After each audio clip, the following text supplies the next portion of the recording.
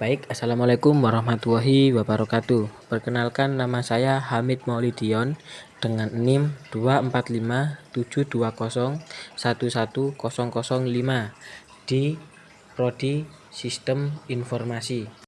Nah, di sini saya akan menjelaskan tentang materi graf. Di sini saya akan menjelaskan apa itu pengertian graf. Graf itu adalah struktur data yang dipakai untuk menggambarkan hubungan antar objek. Mari kita bayangkan saja seperti kota itu menjadi simpul, jalan menjadi sisi. Kalau kita dari kota Malang mau ke kota Blitar, berarti dari Blitar ke Malang itu saling terhubung. Karena kenapa? Graf tersendiri itu ialah struktur data yang sering dipakai untuk menggambarkan hubungan antar objek seperti kota dan jalan. Itu bisa berhubung karena kenapa? Itu ada di dalam pengertian graf tersebut. Selanjutnya ada komponen utama graf. Komponen utama graf tersendiri itu ada dua. Yang pertama ada vertex yaitu simpul. Yang kedua ada edge yaitu sisi. Vertex tersebut ialah titik atau objek dalam sebuah graf. Contoh orang dan kota. Yang selanjutnya ialah edge yaitu sisi.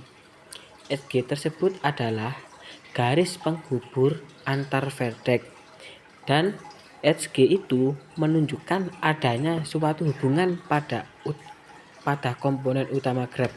Kita ambil contoh jalan antar kota, hubungan pertemanan, dan kabel jaringan.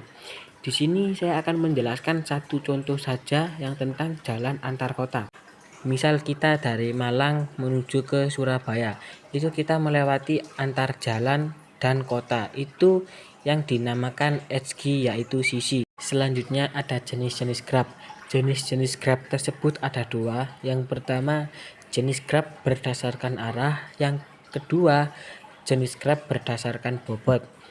Dan jenis graf berdasarkan arah itu ada dua. Yang pertama graf tidak berarah, itu ialah graf yang hubungan memiliki dua arah. Contoh pertemanan Facebook, dari si A terhubung si B, maka si B juga terhubung ke A.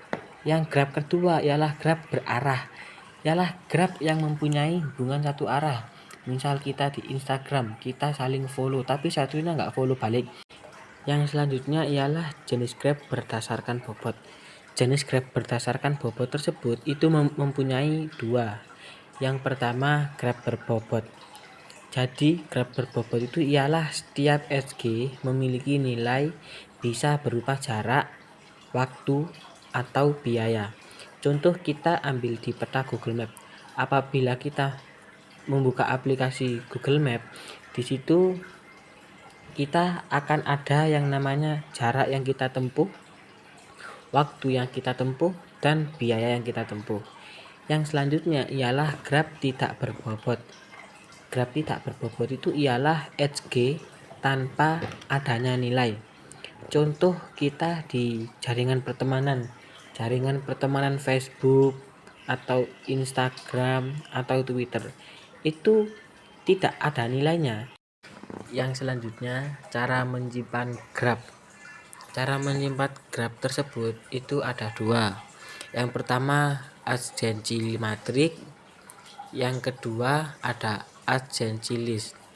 Dan graf itu dapat kita simpan dalam sebuah program menggunakan adsensi matrik atau adsensi list. Yang pertama, apabila kita mau menyimpan sebuah program di adsensi matrik, itu cara menyimpannya menggunakan sebuah tabel.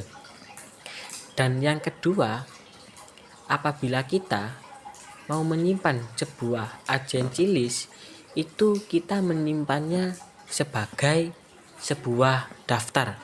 Selanjutnya ada contoh penerapan graf di kehidupan nyata. Yang pertama ada Google Map, yang kedua ada media sosial, yang ketiga ada jaringan komputer. Di sini yang contoh penerapan graf di Google Map itu ada kota dan jalan. karena itu saling-saling terhubung. Yang kedua, itu media sosial. Di situ ada akun dan relasi yang apabila kita saling berteman, itu juga saling terhubung. Baik, di sini saya akan menjelaskan sebuah penerapan Grab di kehidupan nyata di sebuah Google Map dengan coding. Yang pertama ada representasi Grab Agency List itu pada bagian awal program.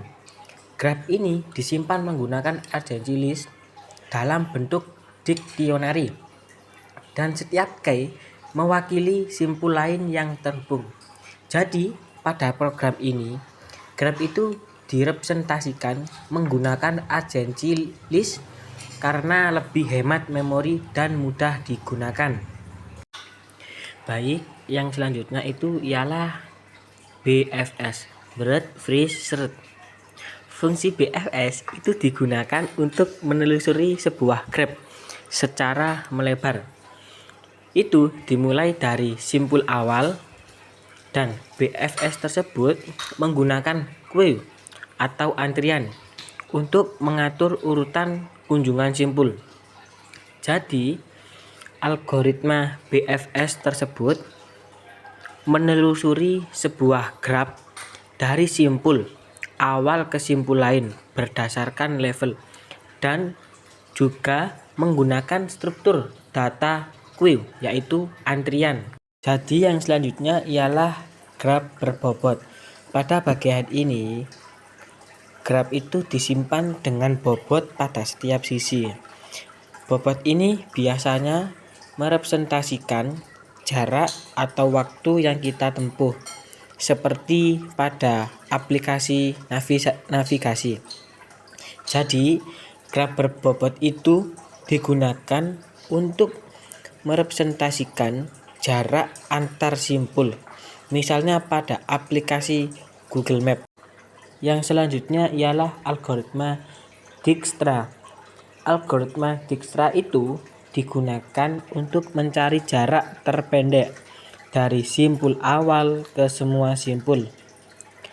Dan program ini menggunakan priority queue agar simpul dengan jarak terkecil itu bisa diproses terlebih dahulu.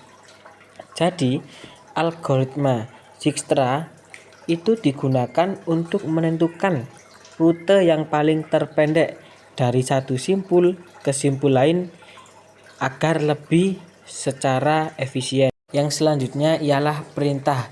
Di situ perintahnya menunjukkan jarak terpendek dari A. Mari kita akan ngeran sebuah hasil biar keluar outputnya. Nah, di situ outputnya yang dihasilkan sudah keluar. Output tersebut di situ menjelaskan di mana struktur graf, urutan BFS, dan jarak terpendek dari simpul awal. Jadi, output program itu menunjukkan hasil penelusuran BFS dan jarak terpendek yang dihitung menggunakan algoritma Dijkstra.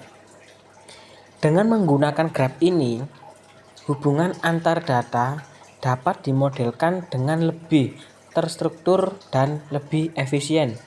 Oleh karena itu, graf itu banyak sekali digunakan dalam berbagai aplikasi nyata seperti Google Map. Di situ sudah menjelaskan tentang adanya waktu, jarak yang kita tempuh. Jadi itu tadi contoh penerapan Grab di kehidupan yang nyata di peta Google Map. Yang selanjutnya ialah kesimpulan. Grab merupakan struktur data yang penting yang digunakan untuk merepresentasikan hubungan antar data yang kompleks.